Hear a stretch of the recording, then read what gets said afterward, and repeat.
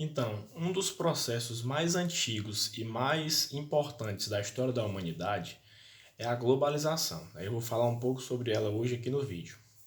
Primeiro, a gente tem que entender o conceito da globalização, que é, de fato, uma definição aí, a globalização.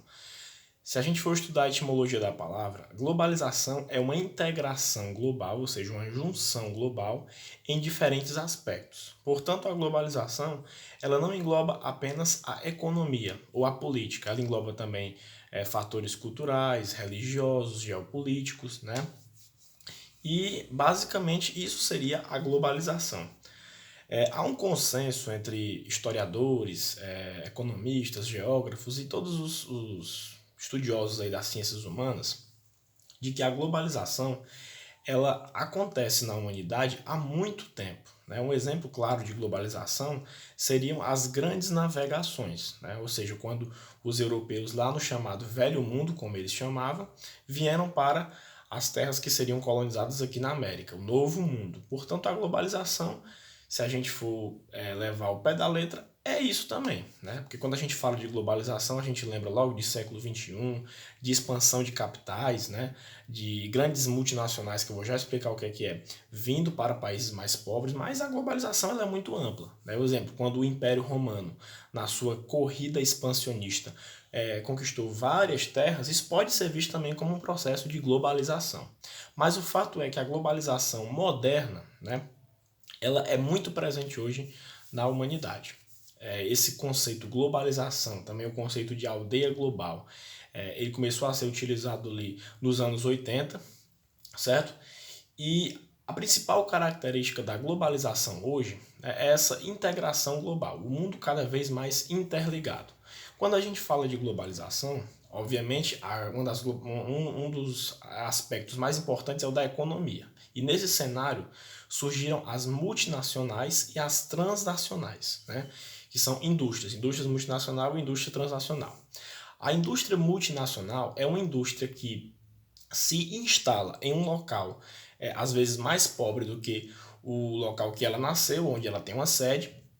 E a transacional é uma empresa que divide as suas atividades, né? Exemplo, uma peça é fabricada em Hong Kong, a montagem é executada no Brasil, a comercialização ela é na Europa, né? Que já não existe mais isso. Com o e-commerce, né? O comércio virtual, a comercialização ela está global, ou seja, ela está interligada através da internet, dessa tecnologia. E todas as duas indústrias, elas fazem elas se como é que eu posso dizer? Elas chegam nesses locais em busca de vantagem competitiva, ou seja, querendo beneficiar elas no mercado capitalista. A globalização, como eu disse no início do vídeo, ela é presente nas três fases do capitalismo. O capitalismo comercial, que é ali na época das grandes navegações, quando o comércio era a principal atividade econômica, né? Claro que era um comércio de larga escala, né? Estamos falando de europeus que viajavam pelo mundo em busca de especiarias. O capitalismo industrial, que é quando a indústria começa a ser modelada ali no século XIX, século XX, e o capitalismo financeiro, que é o capitalismo que a gente vive hoje, um capitalismo bem mais moderno.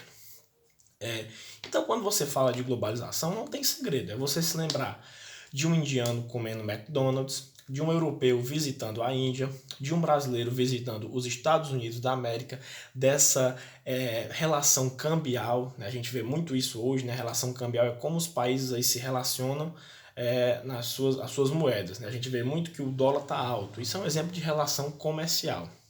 E é por isso que a gente se preocupa tanto, né? Os economistas aí se preocupam tanto com o preço do dólar, por exemplo, porque o mundo ele está cada vez mais interligado, beleza? É óbvio que a globalização, como todo o processo humano, ela não foi um mar de rosas. Houveram muitos aspectos negativos e existem ainda. Como eu falei das transacionais, das multinacionais, tem um exemplo claro de algumas empresas que se instalam em países pobres, né, com redução de impostos, busca de mão de obra barata, e elas acabam se aproveitando dessas vantagens para fazer coisas erradas. Aí a gente tem que lembrar de poluição ambiental, né, as pessoas destruindo o meio ambiente, utilização de mão de obra escrava, trabalho infantil, né, exploração